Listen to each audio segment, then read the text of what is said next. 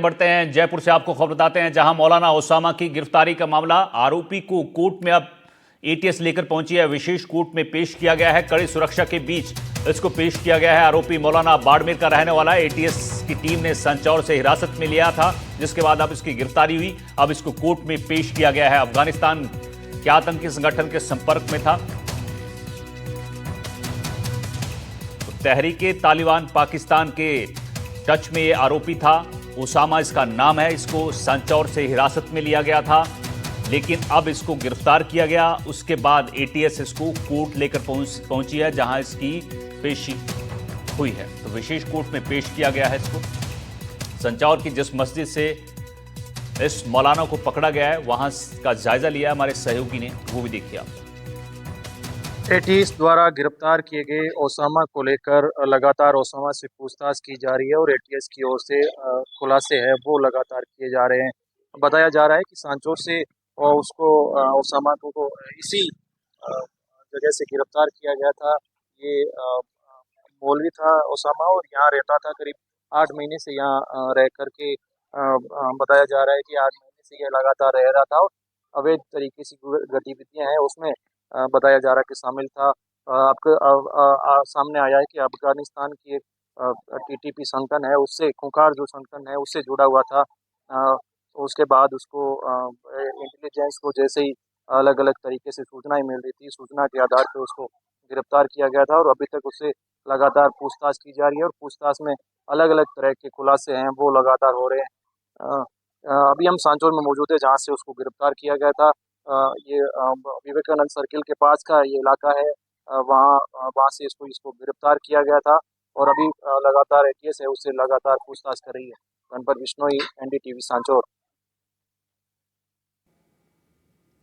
हमारे सहयोगी गणपत हमारे साथ जुड़े हुए हैं। गणपत, ओसामा को पेश कर दिया गया है, विशेष कोर्ट में पेश किया गया है एटीएस की तरफ से, लेकिन सवाल यह है कि संचौर से इसको हिरासत में लिया जाता है और अब इसकी गिरफ्तारी होती है, कोर्ट में पेश किया जाता है, यानी इसके खिलाफ पुख्ता सबूत जो हैं वो मिल गए हैं।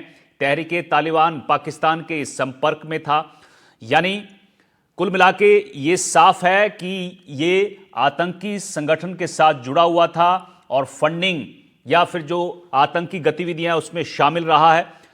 क्या, जहां से आपने ये रिपोर्ट भेजी है, वहां से क्या जानकारी मिलकर इस शख्स के बारे में सामने आ रही है? कब से ये इन जो तहरीके तालिबान है उसके संपर्क में था? कुछ जानकारी मिल पाई है अभी तक? बिल्कुल बताना चाहूंगा। हमें उस जहाँ से ओसामा को गिरफ्तार किया गया था उसी मस्जिद के सामने खड़ा हूँ।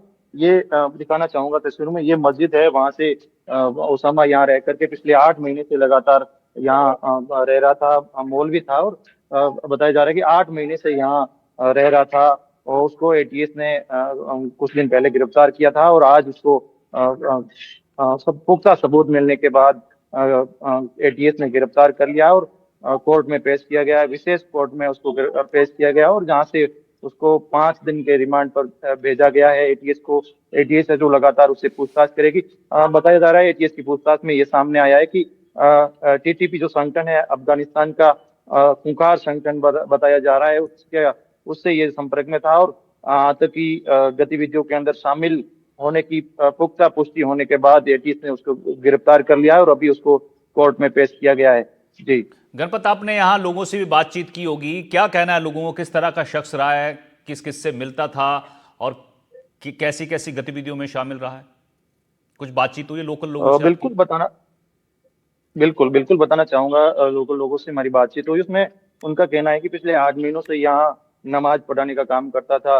ज्यादा लोगों से बातचीत नहीं करता था, लोकल लोगों से, लेकिन जो सूत्र हमारे बता रहे हैं, एटीएस की पूछताछ में जो बातें सामने आई है वो आतंकी संगठन से जुड़े होने की बात पुष्टि करती है, क्योंकि यहाँ पिछले 8 महीनों से ये रह रहा था। मूल रूप से ये बाड़मेर के गड्ढा रोड का पांदी के पार गांव का रहने वाला था और यहाँ वो 8 महीने से मौलवी के तौर पे इसी मस्जिद के अंदर काम कर रहा था। नमाज पढ़ाने का काम करता था। लेकिन उसके जो गतिविधियां थी वो आतंकी संगठन से जुड़ी हुई थी। बताया जा रहा है कि पिछले 4 साल से अफगानिस्तान के एक आतंकी संगठन से, जो खूंखार आतंकी संगठन माना जा रहा है, उससे जुड़ा हुआ था और उसके जो कमांडर थे उनसे लगातार संपर्क में था और उसी के आधार पे जैसे ही इंटेलिजेंस को ठीक पुख्ता है सबूत गणपत, अब मिले इसके यानी बाद आगे भी पूछताछ में कई खुलासे होने वाले हैं। 5 दिन की रिमांड पर लिया गया है। बहुत बहुत शुक्रिया आपका, नजर बनाए रखिएगा।